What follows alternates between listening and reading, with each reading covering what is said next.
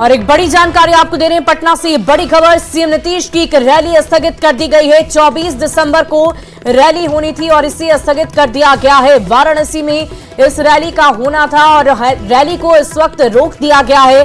दरअसल जगह नहीं मिली और इसीलिए इस रैली को स्थगित कर दिया गया है। मंत्री श्रवण कुमार ने इस बाबत पूरी जानकारी दी है और जल्द ही अगली तारीख की घोषणा होगी।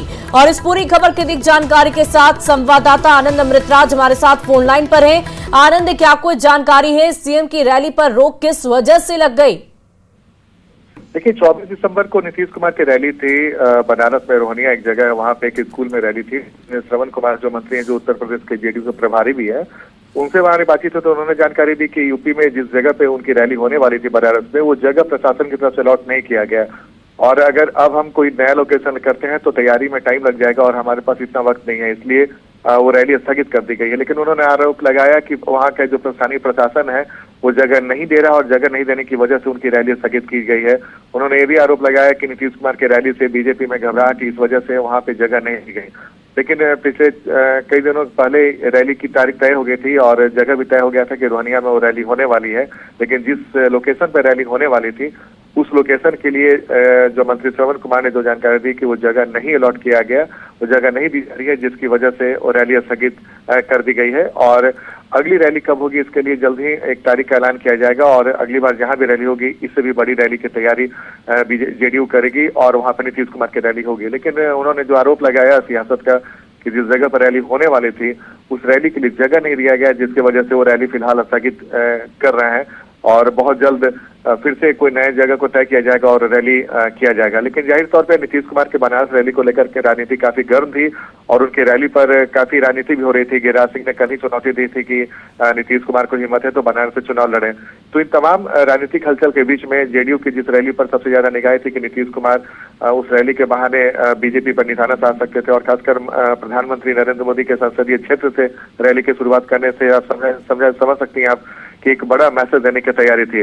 लेकिन फिलहाल जेडीयू को झटका लगा है और जेडीयू वहां पे अब रैली फिलहाल 24 दिसंबर को नहीं कर रही है। अगली तारीख कब तय होती है और जेडीयू कब रैली की घोषणा करता है ये देखना दिलचस्प होगा। लेकिन फिलहाल जानकारी यही है कि जेडीयू की 24 तारीख को बनारस में रोहनिया में जो रैली होने वाली थी वो स्थगित कर दी गई है। बहुत बहुत शुक्रिया आनंद हमारे साथ जुड़ने के लिए, तमाम जानकारी के लिए। तो राजधानी पटना से ये बड़ी खबर आपको बता रहे थे, जहां सीएम नीतीश की रैली वाराणसी में होनी थी, उस रैली को स्थगित कर दिया गया है। बड़ी जानकारी आपको दे रहे हैं, 24 दिसंबर की रैली को स्थगित कर दिया गया है। जगह नहीं होने की वजह से इस रैली को स्थगित किया गया। लेकिन अब बताया जा रहा है कि अब अगली रैली भी निर्धारित की जाएगी और इससे भी बड़े पैमाने पर इस रैली का आयोजन होगा। जगह नहीं मिलने से इस रैली को स्थगित किया गया। मंत्री श्रवण कुमार ने इस बाबत पूरी जानकारी दी है। वाराणसी में होने वाली थी रैली।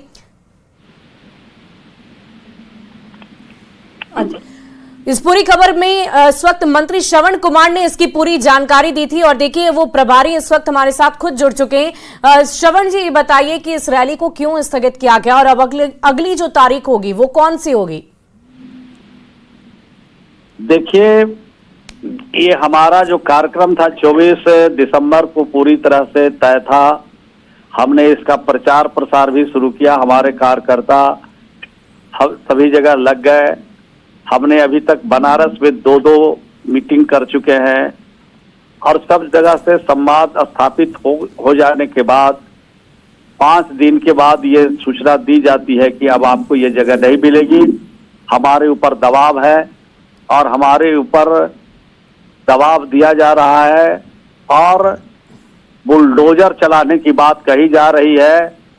तो इस तरह की जो लोकतंत्र में किसी की सभा रोकने के लिए, किसी का कार्यक्रम को रोकने के लिए अगर इस तरह की श्रवण जी, आपने कहा कि दबाव दिया जा रहा है, ये बातें आपको किसने कही, किससे आपकी बातचीत हुई?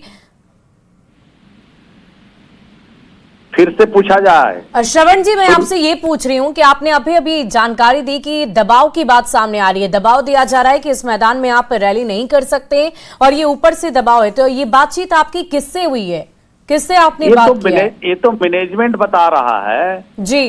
5 दिनों तक हमारे जो प्रतिनिधि हैं यहाँ पर बनारस में, ये जाके मिलते रहे, बातचीत करते रहे, बोले कल बताएंगे कल बताएंगे। और 5 दिन के बाद ये बताते हैं कि अब किसी भी कीमत पर आपको नहीं दे सकते हैं, हमारे ऊपर दबाव है, हम अपने इस कॉलेज पर बुलडोजर नहीं चलवाना चाहते हैं, इसलिए हम नहीं दे सकते हैं। जी श्रवण जी, आपको क्या लगता है ये क्या वाकई एक दबाव के तहत ही, कोई रणनीति, कोई प्लानिंग के तहत आपकी रैली को रोका गया है?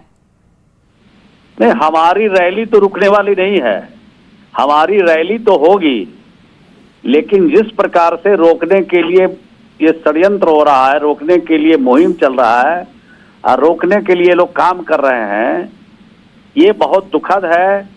लोकतंत्र बचाओ संविधान बचाओ रैली है और संविधान खतरे में है, ये को लेके हम लोग रैली करना चाहते थे। श्रवण जी, अब आगे की क्या प्लानिंग होगी जेडीयू की तरफ से? क्या तारीख आप रखेंगे? कौन सी तारीख को अब अगली रैली का आयोजन किया जाएगा? और क्या दूसरे ग्राउंड में, दूसरी जगह निर्धारित कर वहां पर रैली रखी जाएगी? दूसरी जगह भी खोजी जा रही है, जो उपयुक्त जगह है वो खोजे जा रहे हैं, और जैसे ही उपयुक्त जगह मिल जाएगी वैसे ही हम लोग डेट का निर्धारण माननीय नेता से करके डेट का अनाउंस करेंगे। रैली तो रुकेगी नहीं, अब तो यहाँ की जनता के बीच में हम लोग जाएंगे, उनसे परमिशन लेंगे, उनसे आशीर्वाद लेंगे कि उत्तर प्रदेश में मुख्यमंत्री नीतीश कुमार जी की सभा हो कि नहीं। ये तो अभी यहाँ के गांव-गांव जनता में बीच करके हमारे कार्यकर्ता जाएंगे और पूछेंगे। जी, बहुत बहुत शुक्रिया आपका हमारे साथ जुड़ने के लिए, तमाम बातचीत के लिए। तो देखिए, पटना से ये बड़ी खबर आपको दे रहे थे। मंत्री श्रवण कुमार को आपने सुना, ये जेडीयू प्रभारी वहां वाराणसी में है, जिनके द्वारा इस पूरे कार्यक्रम का आयोजन किया जा रहा था। खुद मुख्यमंत्री वहां पर पहुंचने वाले थे, लेकिन उससे पहले ही इस रैली को रोक दिया गया है। बताया ये जा रहा है कि वाराणसी में जहां पर रैली होनी थी वहां पर जगह नहीं है और इसी वजह से इस रैली को स्थगित कर दिया गया है। खुद मंत्री श्रवण कुमार ने इसकी जानकारी दी है और जल्द ही अगली तारीख की घोषणा होगी। हालांकि जेडीयू की तरफ से ये आरोप लगाए जा रहे हैं कि कहीं ना कहीं बीजेपी की तरफ से ये कोशिश की जा रही है कि इस रैली को रोका जाए, लेकिन हम ऐसा नहीं होने देंगे और जल्द ही अगली तारीख, नई जगह का ऐलान भी कर दिया जाएगा। अगली कौन सी तारीख पर मुख्यमंत्री नीतीश कुमार वहां पहुंचेंगे ये देखने वाली बात होगी, लेकिन फिलहाल 24 दिसंबर को जो रैली होनी थी उसे स्थगित कर दिया गया है।